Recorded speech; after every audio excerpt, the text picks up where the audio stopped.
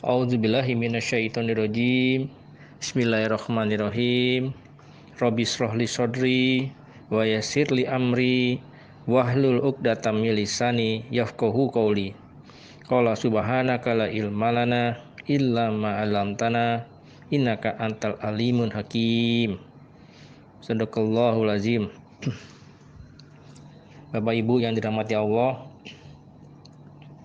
salah satu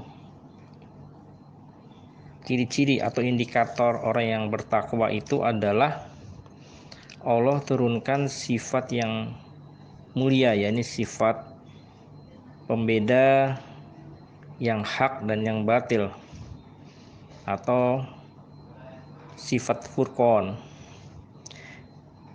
Orang yang sudah beriman dan yakin dengan agama Islam, dia harus mendapatkan sifat ini jika ia ingin selamat di dunia dan juga di akhirat. Kalau orang sudah punya sifat furqan, dia akan bisa membedakan mana yang hak dan mana yang batil. Di sini di dalam Al-Qur'an Al-Karim Allah tunjukkan di dalam suratnya, surat Al-Anfal atau surat ke-8 ayat ke-29. A'udzubillahi minasyaitonirrajim. Bismillahirrahmanirrahim. Ya ayyuhallazina amanu in tattaqullaha yaj'al lakum furqana wa yukaffir ankum sayyi'atikum wa yaghfir lakum wallahu dzul fadlil azim. Wahai orang-orang yang beriman, jika kamu bertakwa kepada Allah, niscaya Dia akan memberikan furqan, yakni kemampuan membedakan antara yang hak dan yang batil kepadamu, dan menghapus segala kesalahan dan mengampuni dosa-dosamu. Sesungguhnya Allah memiliki karunia yang besar. Nah, di sini orang yang mendapatkan furqan dari Allah setelah ia bertakwa, maka Allah akan hapuskan kesalahan-kesalahan dan juga dosanya.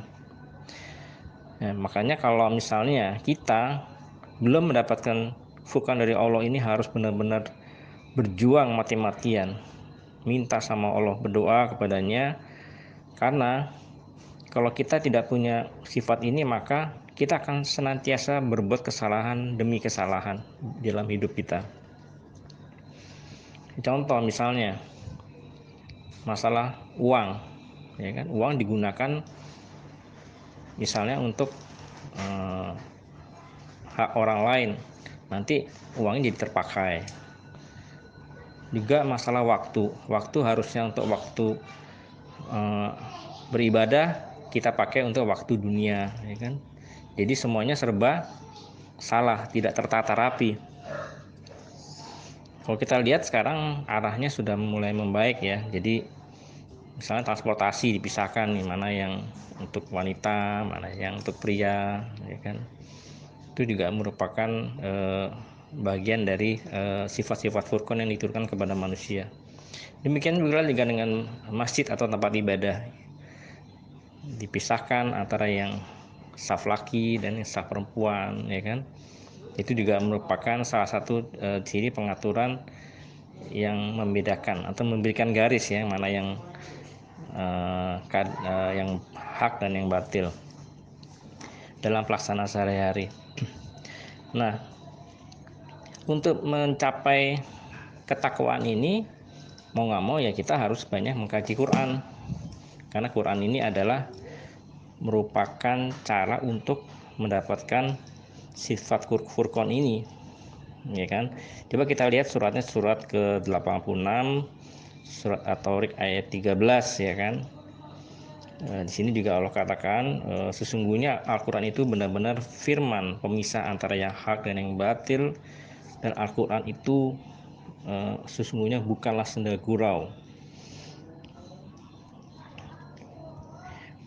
Kalau misalnya kita yang sudah yakin, kita sudah percaya bahwa agama kita ini adalah merupakan cara kita untuk mencapai kehidupan akhirat kelak yang baik.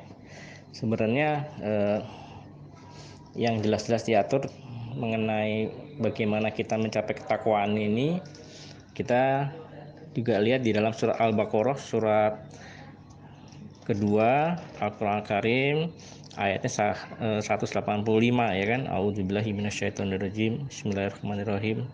Syahrul Ramadan allazi unzila fihil Qur'anu huda linnas wa bainati minal huda wal furqan. Di sini di dalam bulan Ramadan, ini bulan suci di mana Al-Qur'an diturunkan. Jadi Quran merupakan petunjuk bagi manusia dan juga penjelasan-penjelasan yang mengenai yang hak dan yang batil atau sifat pembeda furqan tadi. Nah, orang yang berpuasa itu dilatih. Biasanya siang hari dia makan, sekarang dia tidak bisa makan kan sampai dengan waktu maghrib. Nah, itu dilatih tuh. Kalau ia sudah terlatih sedemikian rupa sehingga dia bisa membedakan waktu yang mana yang untuk Allah, mana yang waktu dunia, mana yang untuk waktu akhirat. Nah, ini salah satu cara misalnya kan. Ya, tapi juga yang pasti kita banyak membaca Quran. Ini merupakan cara terbaik untuk kita mendapatkan sifat furqan tadi. Dan kalau orang sudah mendapatkan sifat ini, maka dia akan bisa menjauhi kesalahan-kesalahan. Dia bisa mengurangi kesalahan-kesalahan dalam kehidupannya dia, maka selamatlah ia nanti kelak di akhirat nanti. Demikian topik mengenai Al-Furqan.